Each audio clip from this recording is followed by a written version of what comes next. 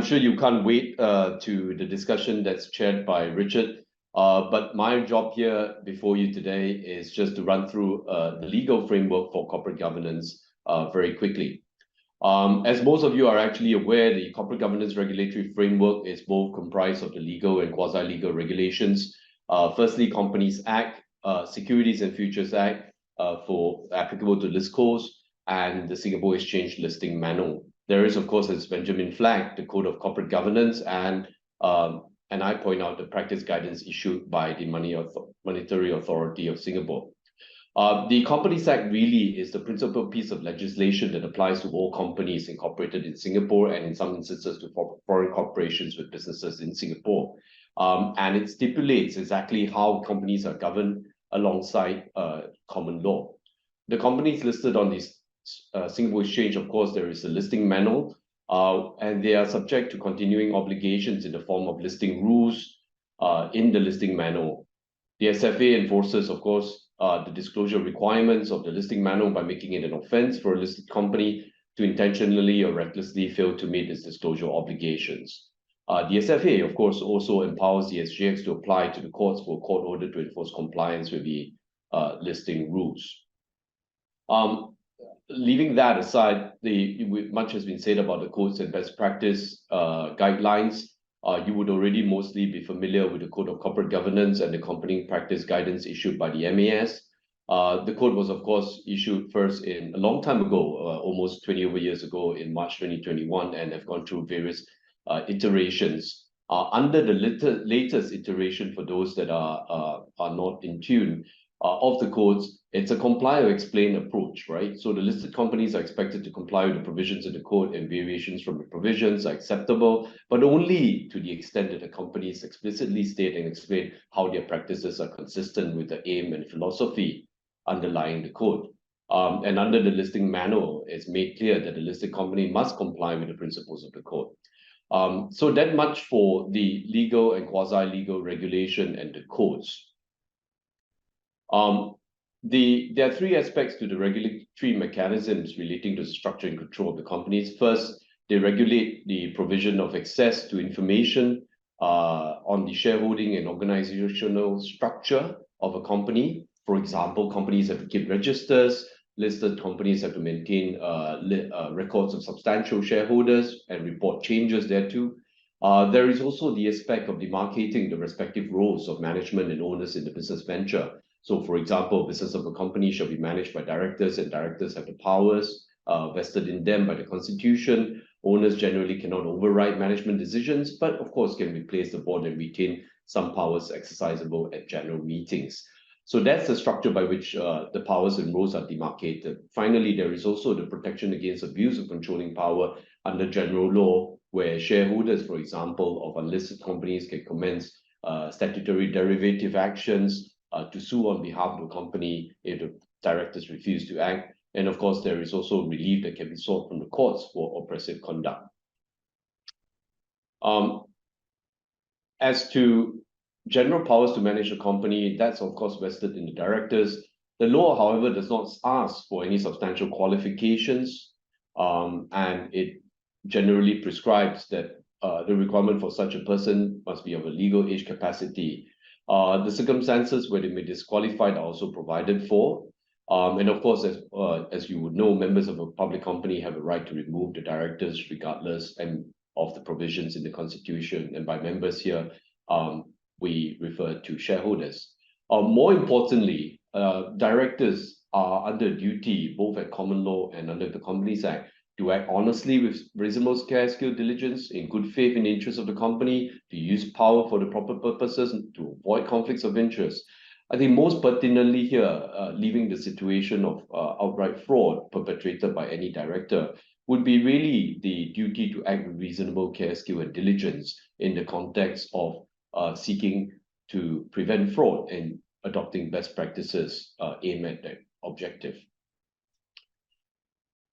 I'll move on very quickly to corporate disclosure and reporting requirements. Again, this would be familiar to most of you. It's provided for under the Companies Act, which contain provisions governing proper maintenance and audit of accounting information. Of course, it's compulsory for listed companies to have properly constituted audit committees to oversee processes. And then there is, of course, the usual requirements for reporting and financial statements.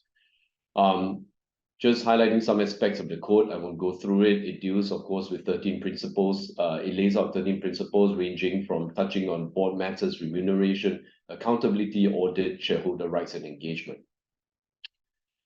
So, notwithstanding that, I mean, obviously, and I'll discuss this a bit later, obviously, fraud still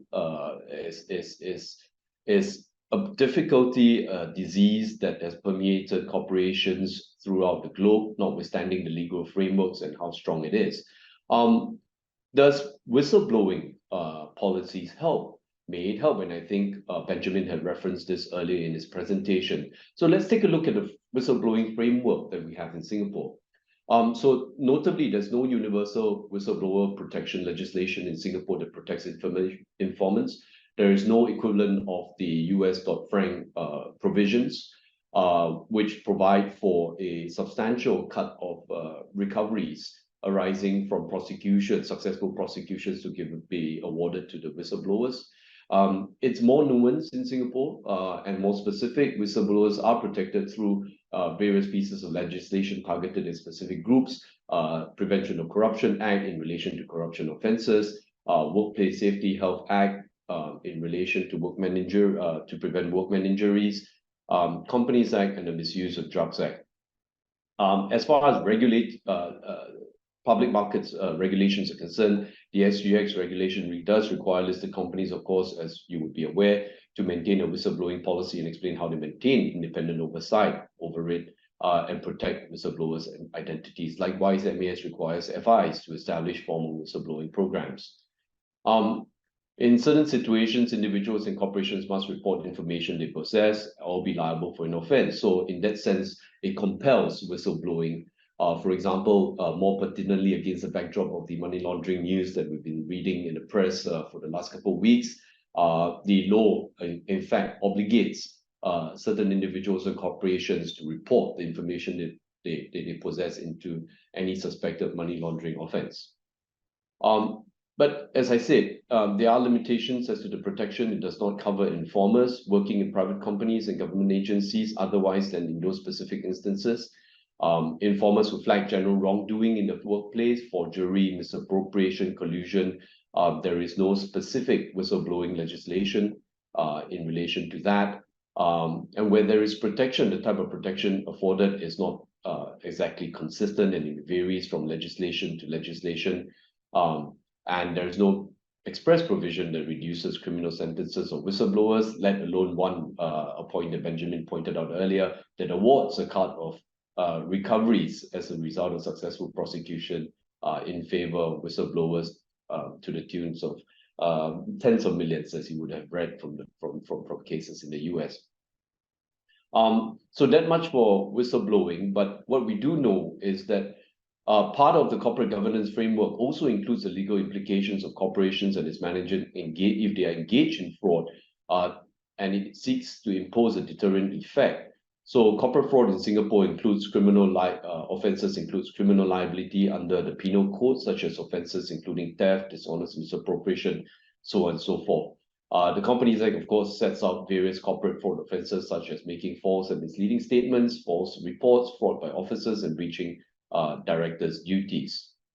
Other causes of fraudulent action, fraudulent misrepresentation, breach of trust, the usual causes of claims that may be mounted in relation to fraud. So that forms part of the legal framework as far as corporate fraud is concerned.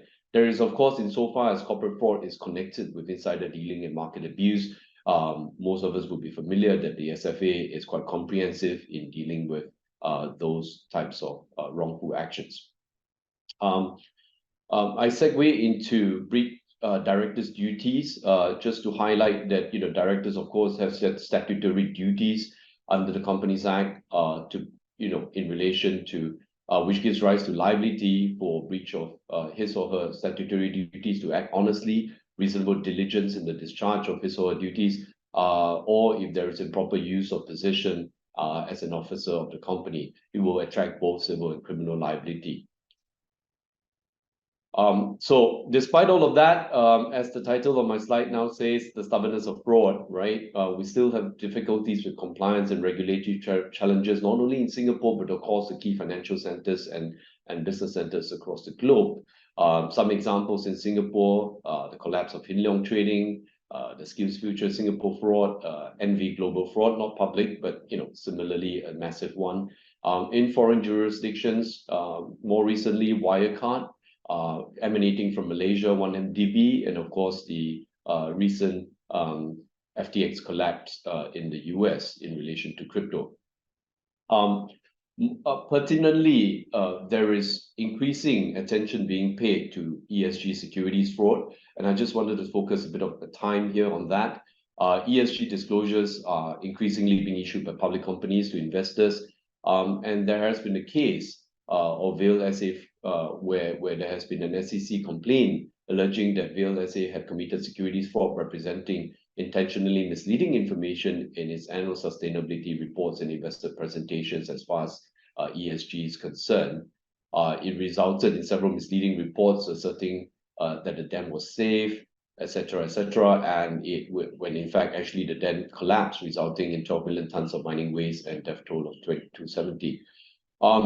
So there is also in the area of climate, many companies are already voluntarily reporting certain climate-related metrics using a variety of frameworks.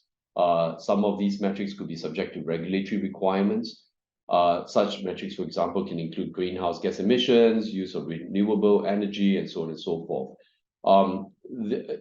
What's important to flag here that in the desire and chase towards ESG and emphasis on ESG, it creates risks as well in terms of reporting, disclosure, and the exposure towards fraud that can be perpetrated in the context of ESG, and it attracts external risk factors, right? So there are five. The other aspect, that I wanted to emphasize in relation to fraud is, to a large extent, echoed already by Benjamin earlier. Why does it still permeate and burden our companies across the globe, right? Despite the strength of the regulation, despite of the strength of the laws and the enforcement authorities' powers and the fierce prosecutions and so on and so forth. And we do a lot of fraud work, and there is in fact a consistent theme, and the theme is that it's always driven by financial pressures, corporate greed, mismanagement, a culture of risk-taking, deference to authority, which is particularly significant in our Asian culture, failures of internal controls, external checks as a result of audit firm failures or insufficient board governance, and board members being too friendly with each other or too deferential. So we say it's time, we think that we together collectively ought to reimagine the fraud risk and solutions. We should focus on incentivizing, alleviating pressure, creating opportunity, for example, by strengthening whistleblowing frameworks, and rationalization. And by rationalization, I mean, it refers to an individual's justification for committing fraud. So how do we attack that rationalization and deal with that? So far, the ineffectiveness of the corporate governance frameworks, we say, from our point of view, or my point of view at least, it's that corporate governance, I think it needs to be appreciated. It cannot be controlled effectively with formal, exhaustive rules, regulations, guidelines, and procedures only. It is really about culture, about decency, personal integrity, which must be cultivated from the top and from within, combined with the deterrent effects of the rules and the laws. Importantly, independent directors who rely on independent external auditors to disclose issues arising out of enterprise risk must be aware of limited duties of independent auditors in investigations, and ability to pick up such risks. So there we go. In terms of reimagining fraud risk and solutions, we say that we need to think about for refocusing processes and frameworks. Even then, they can only go so far. We say that, from my point of view, the solution really is not to impose more processes and systems, albeit we should embrace developments such as AI, which would assist in tackling that, but really enhance and focus more on imposing collaborative change across corporate governance, the mindset, the culture, re-examining, for example, the role of the auditors as a holistic means to tackle other aspects of fraud. And I think it's only if you pull all the different aspects and components together that we would make a positive direction towards tackling fraud more effectively, and hopefully it becomes less stubborn. Thank you very much.